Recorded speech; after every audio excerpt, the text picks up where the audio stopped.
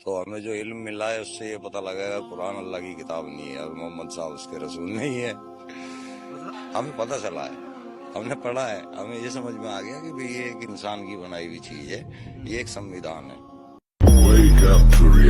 اور کافر کہتے ہیں کہ یہ قرآن من گھڑت باتیں ہیں جو اس مدعی رسالت نے بنا لی ہیں, اور کچھ دوسرے لوگوں نے اس میں اس کی مدد کی ہے.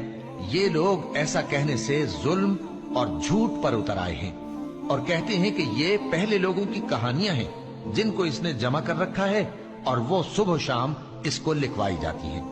کہہ دو کہ اس کو اس نے اتارا ہے جو آسمانوں اور زمین کی پوشیدہ باتوں کو جانتا ہے. بے شک وہ بخشنے والا ہے, مہربان ہے. اور جب ان کو ہماری آیتیں پڑھ کر سنائی جاتی ہیں تو جن لوگوں کو ہم سے ملنے کی امید نہیں, وہ کہتے ہیں کہ یا تو اس کے سوا کوئی اور قرآن بنا لاؤ یا اس کو بدل دو. کہہ دو کہ مجھ کو اختیار نہیں ہے کہ اسے اپنی طرف سے بدل دوں, میں تو اسی حکم کا تابع ہوں جو میری طرف آتا ہے.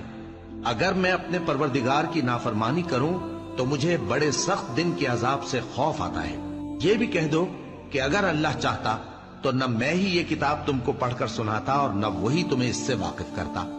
پس میں اس سے پہلے تم میں ایک عمر رہا ہوں اور کبھی ایک جملہ بھی اس طرح کا نہیں کہا, بھلا تم سمجھتے نہیں؟ تو اس سے بڑھ کر ظالم کون ہوگا جو اللہ پر جھوٹ باندھے یا اس کی آیتوں کو جھٹلائے.